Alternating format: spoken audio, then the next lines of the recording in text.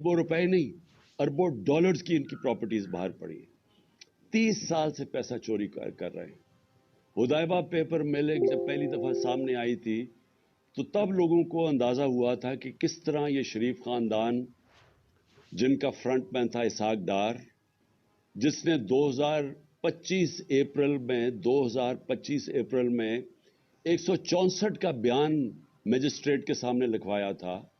और 164 का बयान वो होता है जब मजिस्ट्रेट पूछता है कि आपके ऊपर कोई दबाव तो नहीं है, तो इसने कहा नहीं जी मैं खुद कहना चाहता हूं, क्योंकि उस वक्त नवाज शरीफ छोड़ के मुल्क बाहर चला गए थे, सऊदी अरेबिया।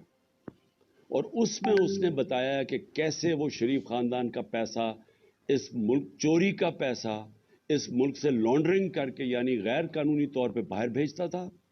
और फिर कैसे उधर वहां एक कोई काजी फैमिली थी, उनका नाम भी बैंक अकाउंट्स बताए, और वो फिर कैसे इस पैसे को वापस पाकिस्तान रेमिटेंसेस के नाम पे भेजते थे और वो फिर शरीफ खानदान में चला जाता था। तो ये तो पैसा जो पाकिस्तान आ जाता था।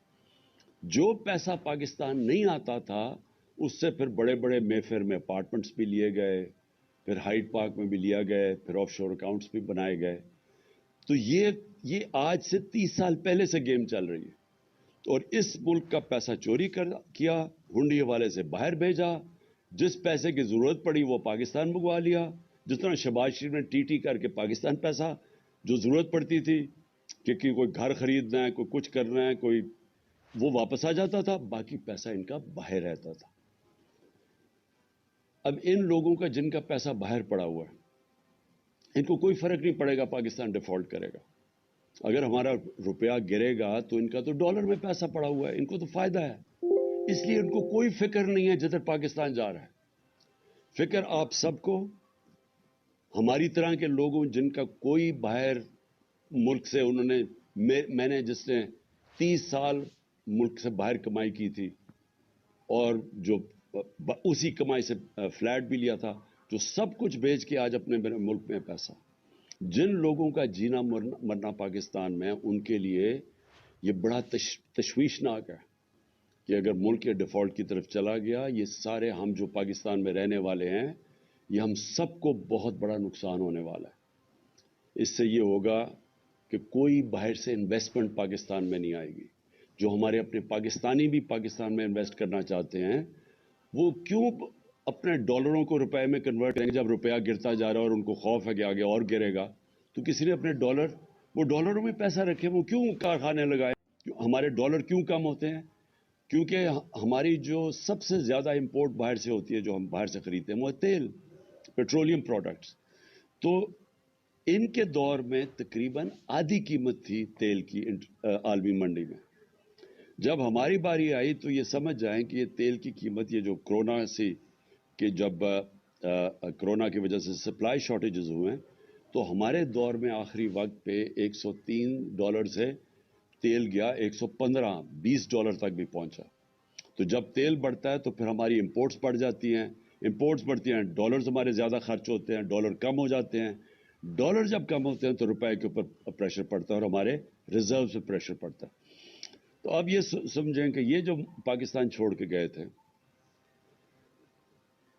और हम जो पाकिस्तान छोड़ के गए थे, ये जो हमें इन्होंने रजीम चेंज पे किया था, तो उस वक्त पाकिस्तान की 2022 में 2021 में पाकिस्तान के जो जीडीपी दौलत में इजाफा हो रहा था वो 5.7% था, और जो हमारा 2022 था, चौथा साल था, उसमें 6% था।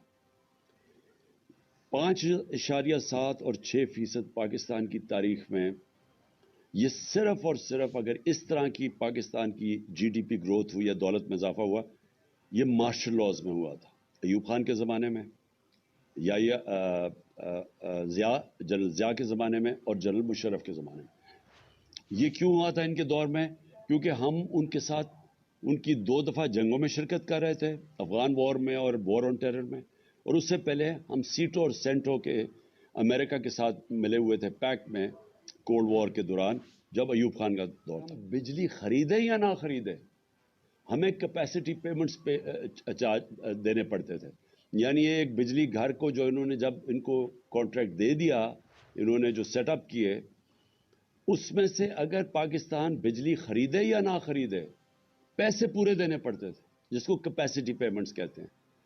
تو اس کے لیے اگر آپ جب تک ہم بجلی، اور انہوں نے اتنے زیادہ بنا دیے، کیپیسٹی اتنی زیادہ کر دی، ہمارے پاس ملک کے پاس طور طریقہ ہی نہیں تھا وہ بجلی استعمال کرنے کا. ہماری تعریف کی کہ جو پاکستان ہیلتھ کارڈ لے کے آیا ہے، یہ ہمارے سے بڑے امیر ملکوں کے اندر بھی اس طرح کی لوگوں کے لیے، عوام کے لیے ہیلتھ انشورنس نہیں تھی جو ہم لے کے آئے. 250 روپے کے اندر ڈالر آج پاکستان میں نہیں مل رہا.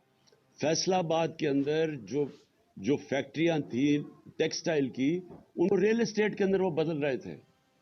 تو اور بے روزگاری تھی.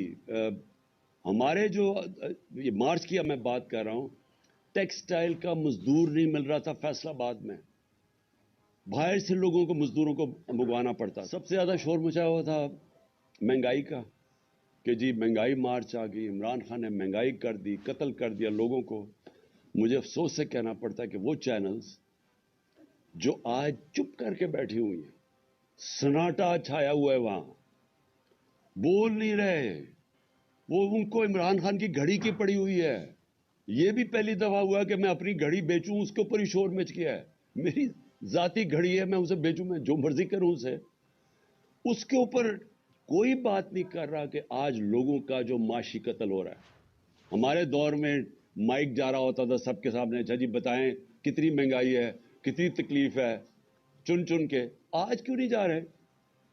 آج ذرا یہ سنیں کہ ہمارے دور میں جب لوگوں کے پاس جا رہے تھے مہنگائی کتنی تھی، تو انفلیشن تھی 12.5%. اس پہ جناب بلاول بھٹو نے اتنا جوش میں کہ میں مہنگائی مارچ کرنے لگا ہوں، میں کانپے ٹنگ دیں گے اسلام آباد میں پہنچ کے. تو آج مہنگائی کدھر پہنچی ہے؟ 24% کے اوپر. دگنی ہے آج مہنگائی اس دور کی. کوئی کسی کو فکر نہیں ہے کہ مہنگائی میں کیا ہو رہا ہے. 50 سال میں سب سے زیادہ مہنگائی ہے آج پاکستان میں. کتنے لوگ یہ، کتنے وہ میڈیا ہاؤسز اپنے ضمیر جگائیں. پیسہ سب کچھ نہیں ہے، پیسے کے پیچھے چوروں کی نہ مدد کریں. آج دگنی مہنگائی ہے. اور کون سی قیامت آ گئی کہ تب سے اور اب میں کتنا مہنگائی اصل تو ہوئی تھی تیل کی وجہ سے. ہم کیوں پھنسے ہوئے تھے؟ امپورٹڈ مہنگائی تھی، دنیا میں تیل کی قیمت بڑھ گئی تھی، کرونا کی وجہ سے سپلائی شارٹیجز تھے. تو آج انٹرنیشنل مارکیٹ میں تیل کی قیمت کیا ہے؟ $80 سے بھی نیچے آ گئی ہے. آج $70 اور $80 کے بیچ میں قیمت ہے. ہمارے دور میں $103 سے $115 تک تیل کی قیمت تھی، جس کی وجہ سے ہمیں مشکل پڑی ہوئی تھی مہنگائی روکنے کے لیے. تو ہم جب کہتے تھے کہ باہر سے مہنگائی ہے تب تو کوئی نہیں سنتا تھا. اور آج یہی لوگ جب کہ نیچے آ چکی ہے تیل کی قیمت اور آج مہنگائی اسمانوں پہ ہے، آج سناٹا ہے. آج ہمارے دور میں جو پٹرول اور ڈیزل تھا وہ 150 روپے لیٹر پہ تھا.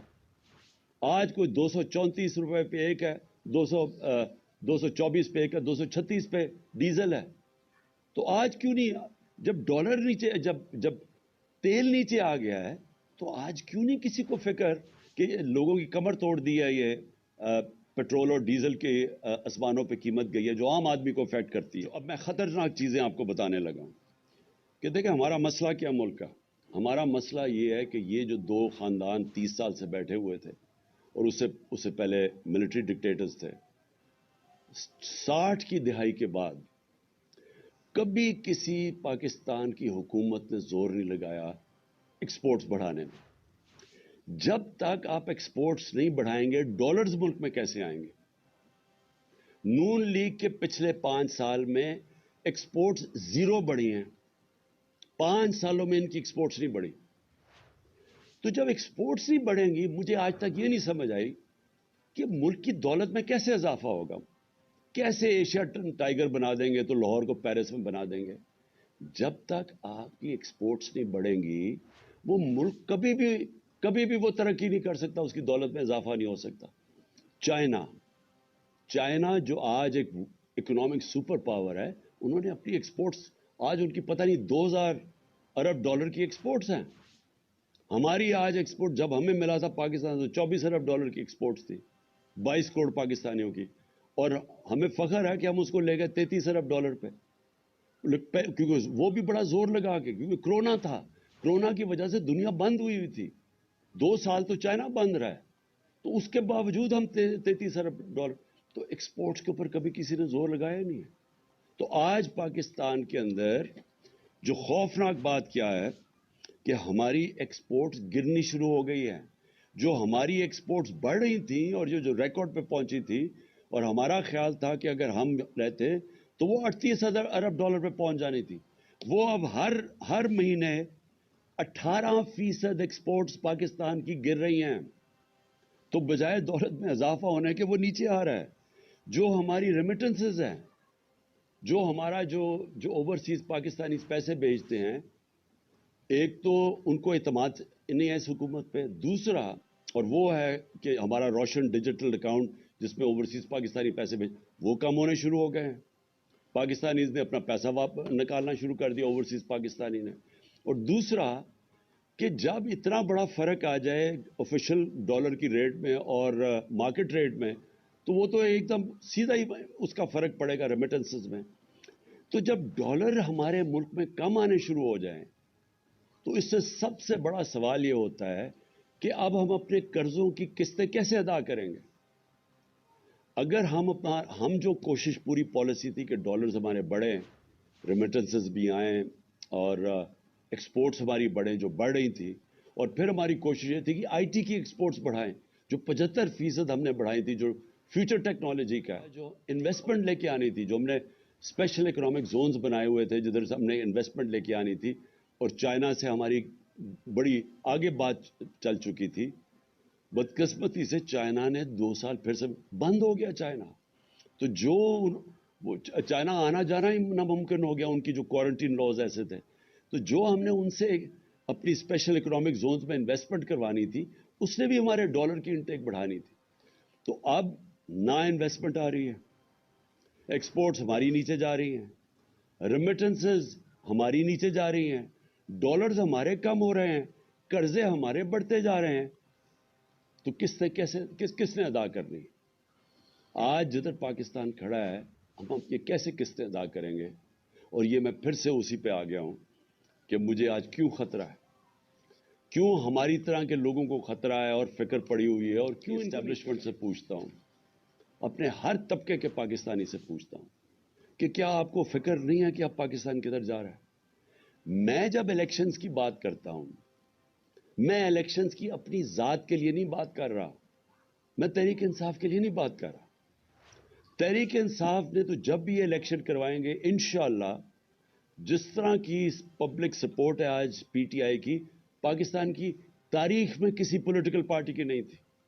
چاروں صوبوں میں پارٹی پھیلی ہوئی, باقی تو 2 پارٹیز رہ گئی ہیں, چھوٹی چھوٹی پارٹیز صوبائی پارٹیز بن گئی ہیں. تو انہوں نے تو جب بھی الیکشنز ہو ہم نے جیتنا ہے. تو ہمیں یہ نہیں فکر کہ اگر الیکشن ٹائم پہ ہوں گے تو ہمیں کوئی فرق پڑ جائے گا. مجھے خوف آ رہا ہے کہ جتنی دیر اب یہ گورنمنٹ چلے گی, اس ملک کا جو معاشی بحران ہے وہ بڑھتا جائے گا. اور وہ کیوں بڑھے گا؟ کیونکہ جب تک ملک میں پولیٹیکل سٹیبلٹی نہیں آتی, سیاسی طور پہ ملک میں استحکام نہیں آتا, تو معاشی طور پہ تو استحکام آ ہی نہیں سکتا.